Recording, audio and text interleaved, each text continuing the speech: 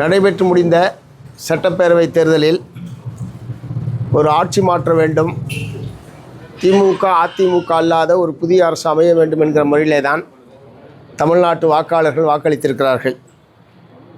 அதனால தான் கட்சி ஆரம்பித்து 2 வருஷ காலத்திற்குள்ள ஏறத்தாழ ஒரு 1.25 கோடி வாக்காளர்கள் தமிழக வெற்றிக் கழகத்திற்கு வாக்களித்திருக்கிறார்கள்.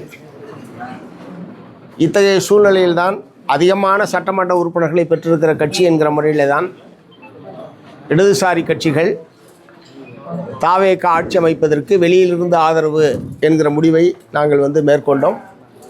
அத்தகைய ஆதரவு என்பது தொடர்கிறது. மக்கள் ஒரு ஆட்சி மாற்ற வேண்டும் என்று அளித்திருக்கிற இந்த தீர்ப்பை ஏற்க மறுத்துத்தான் இதுபோன்ற குதிரை பேரம், கழுதை பேரம் போன்றவற்றிலெல்லாம் ஈடுபட்டு கொண்டிருக்கிறார்கள். இந்த ஒரு ஆட்சி அதிகாரத்தில் இருந்து வெளியேற்றப்பட்ட திமுக ஆட்சி அதிகாரத்தில் இல்லாமல் இருப்பதை அவர்களால் ஏற்க முடியவில்லை. ஆகவே எப்படியாவது இந்த ஆட்சியை கவிழ்க்க வேண்டும், தாங்கள் எப்படியாவது மீண்டும் ஆட்சிக்கு வர வேண்டும் என்கிற முறையில் தான் இத்தகைய முயற்சிகள் நடைபெற்றிருப்பதாக தெரிகிறது.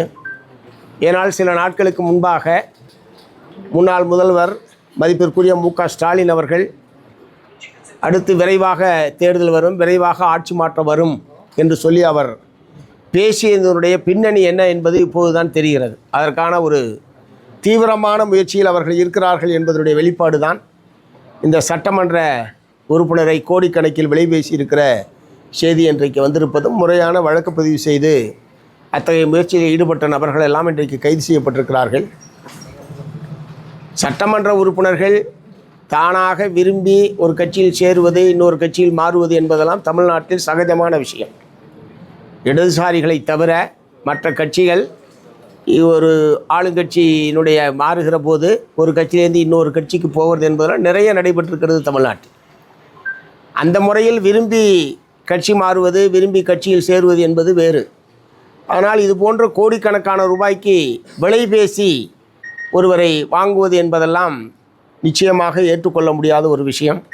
ஆகவே அதில் யார் சம்மந்தப்பட்டிருந்தாலும் அவர்கள் மீது முறையாக வழக்கு பதிவு செய்து சட்டப்படியான தண்டனையை பெற்றுத் தருவதற்குரிய நடவடிக்கையை தமிழ்நாடு அரசாங்கம் மேற்கொள்ள வேண்டும் என்பதை நான் மார்க்சிஸ்ட் கம்யூனிஸ்ட் கட்சியின் சார்பில் வற்புறுத்த விரும்புகிறேன். நீங்கள் ஆதரவு ஆனால் அதை ஏற்றுக்கொள்ளலாம். மீண்டும் பேரம் நடப்பது தாவேக்கு கணிசமான தேர்ந்தெடுக்கப்பட்ட எம்எல்ஏக்களை ராஜினாமா செய்து தாவேக்களை வாங்க மீண்டும் தேர்தலை சந்திக்கும் நிலைப்பாடு இருப்பாங்க. வைகோவே ஒப்புக்கொண்டிருக்கிறார். இது குறித்து ஏற்கனவே 4 எம்எல்ஏக்கள் ராஜினாமா செய்துவிட்டு தாவேக்காவில் சேர்ந்த போதே மார்க்சிஸ்ட் கம்யூனிஸ்ட் கட்சியின் சார்பில் எங்களுடைய கருத்தை வெளிப்படையாக தெரிவிச்சிருக்கிறோம்.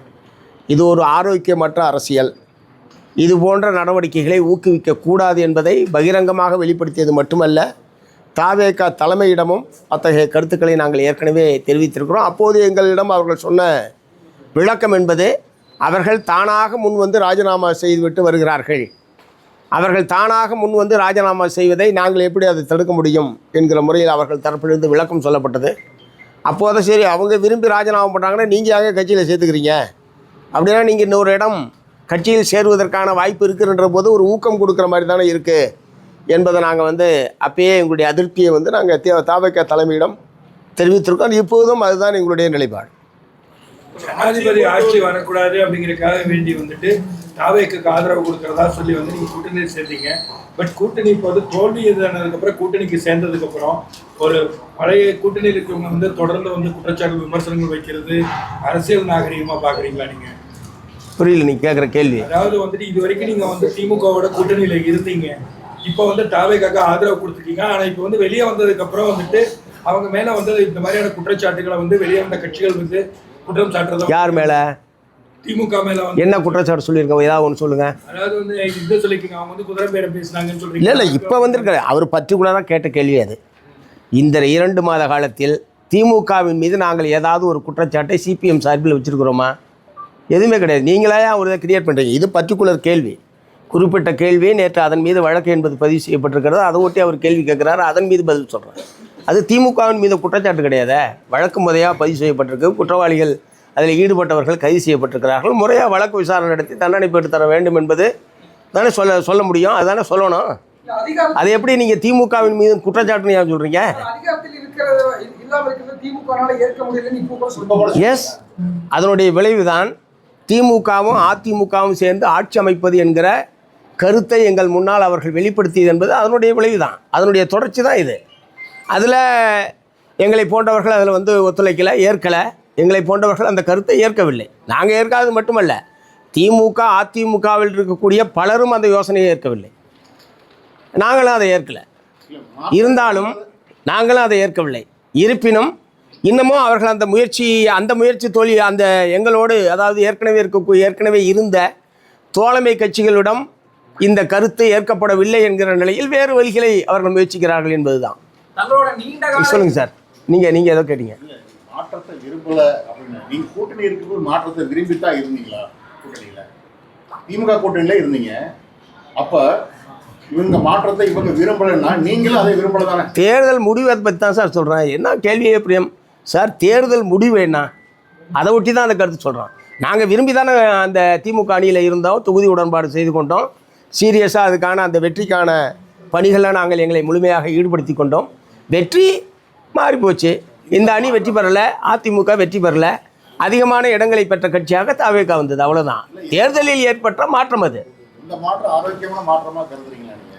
அதனால தான் அதான சொல்கிறேன், ஆட்சி மாற்றம் வேண்டும் என்பது தமிழ்நாட்டு மக்களுடைய விருப்பம். அதாங்க, அதனால தான் நாங்கள் ஆதரிக்கிறோம். இல்லப்பா, நீங்களும் ஆதரிக்கிறீங்க. பாஜக அதிமுக கூட்டணியில வெற்றி பெற்று வந்து அதிமுக சட்டமன்ற உறுப்பினர்களும் ஆதரிக்கிறாங்க, நீங்களும் ஆதரிக்கிறீங்க.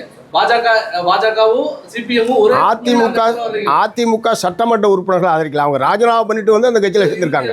நாடாளுமன்ற சட்டமன்றத்தில் இருக்கு ஆதரவு தெரிவிச்சிருக்காங்க சார். நாங்கள் அந்த முடிவை எடுக்கிற போது அந்த மாதிரி பிரச்சனையெல்லாம் கிடையாது. கேளுங்க, அவையில் கேளுங்க.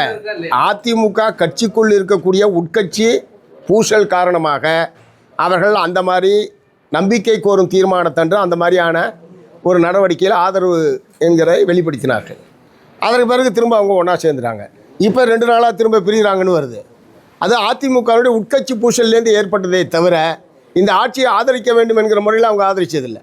நாங்கள் முடிவெடுத்தது என்றைக்கு? மே மாதம் 8ஆம் தேதி. இப்போ நம்ம என்னைக்கு பேசிகிட்டு இருக்கோம்? அதுக்கடையில் இந்த 50 நாட்களில் எத்தனையோ மாறுதல்கள் ஒவ்வொரு கட்சியிலையும் ஏற்பட்டு கொண்டிருக்கு. எங்களை பொறுத்தவரை அந்த தனி அணியை போய் அவங்க சந்திக்கும் பொழுது இதுக்கு அச்சாரம் போட்டு தான் சந்திச்சிருக்காங்க. மு.க. ஸ்டாலின் தான் சந்திச்சாங்க. யாரை சொல்ல மாட்டேறீங்க? மு.க. ஸ்டாலின் சார், நான் கேட்கறதுக்கு சொல்லுங்க சார்.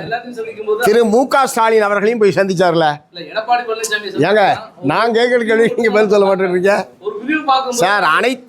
அப்பயே நான் கருத்து சொல்லியிருக்கேன். இவரை பார்த்ததில் எடப்பாடி அவர்களையும் அவர் சந்தித்திருக்க வேண்டும். எல்லா கட்சி தலைவர்களையும் சந்திப்பது தான் நோக்கம் என்று சொன்னால் இது திரு எடப்பாடி அவர்களையும் அவர் சந்தித்திருக்க வேண்டும் என்பது தான் அப்போயே நாங்கள் சொல்லியிருக்கோம். ஆனால் அதுக்கு அவங்க தரப்புலேருந்து சொன்னது, நாங்கள் அப்பாயின்மெண்ட் கேட்டோம், அவங்க அப்பாயின்மெண்ட் தரலன்ற மாதிரி அவங்க தரப்புலேருந்து தகவல் சொன்னாங்க. அதாவது தாவேகா தரப்புலேருந்து. அவ்வளோதான். அதில் அவரையும் சந்திச்சிருக்கலாம். அதுலெல்லாம் ஒரு பெரிய பிரச்சனை இல்லை. 2 மாத கால தாவேகா ஆட்சியுடைய செயல்பாடுகள் எப்படி இருக்குது, அமைச்சருடைய செயல்பாடுகள் எப்படி இருக்குது? ஏன்னா போதைப் பொருள் பயன்படுத்தினதா ஒரு குற்றச்சாட்டு அமைச்சர் மேலே ஒன்று வச்சுருந்தாங்க. அதுக்கு அவரும் அமைச்சரும் விளக்கம் கொடுத்துருந்தாரு. எப்படி பார்க்குறீங்க சொல்லுவாங்க? இல்லை, அரசனுடைய நடவடிக்கை என்பது வேறு, அமைச்சருடைய தனிப்பட்ட செயல்பாடு சொந்தமாக கேட்குறதுலாம் வேறு. நீங்கள் எதை கேட்குறீங்க? அமைச்சர் இல்லை, அரசனுடைய செயல்பாட்டை பொறுத்த வரைக்கும் தேர்தலில் கொடுத்த ஒரு சில வாக்குறுதிகளை நிறைவேற்றுவது என்கிற முறையில் சில அறிவிப்புகளை வெளியிட்டு அது நடைமுறைக்கு வந்திருக்கிறது. சிங்கப்பெண் படை, அதே மாதிரி விவசாய கடன் தள்ளுபடி, இப்படி சில அறிவிப்புகள் ஏற்கனவே அவர்கள் கொடுத்த வாக்குறுதியை நிறைவேற்றுவதுங்கிற முறையில் நடைமுறைப்படுத்தியிருக்கிறார்கள். இன்னும் நிதிநிலை அறிக்கை வரும்போது தான் அது முழுமையாக என்ன மாதிரியான பொருளாதார கொள்கையை கடைபிடிக்கப் போகிறது.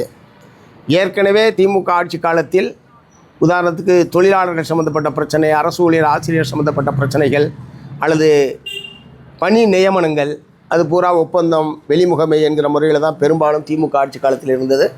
அப்போதே நாங்கள் அதை அனைத்தையும் எங்களுடைய எதிர்ப்பை நாங்கள் தெரிவிச்சிருக்கோம், போராட்டமும் நாங்கள் நடத்தியிருக்கிறோம். அதனால் இதிலையெல்லாம் அவர் என்ன மாதிரியான அணுகுமுறையை மேற்கொள்ள போகிறார்? இப்போ உதாரணத்துக்கு தூய்மை பணியை தனியாரிடம் ஒப்படைப்பது என்கிற முறையில் ஒரு டெண்டர் அறிவிப்பு வெளியிடப்பட்டு கடுமையான எதிர்ப்பு தெரிவித்த பிறகு அதை அவர்கள் திரும்ப பெற்றுக் கொண்டிருக்கிறார்கள்.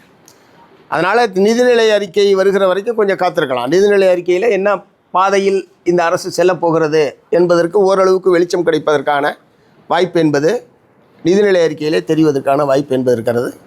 நேற்று நாங்கள் மாண்புமிகு முதலமைச்சர் அவர்களை சந்தித்த போதும் பல்வேறு கருத்துக்களை, கோரிக்கைகளை முதலமைச்சர் அவரிடத்தில் தெரிவித்திருக்கிறோம். அவற்றையெல்லாம் நிதிநிலை அறிக்கை அநேகமாக இந்த மாத இறுதியில் தமிழ்நாடு அரசனுடைய நிதிநிலை அறிக்கை என்பது சமர்ப்பிக்கப்படும் என்கிற முறையில் அவங்க சொல்லியிருக்காங்க.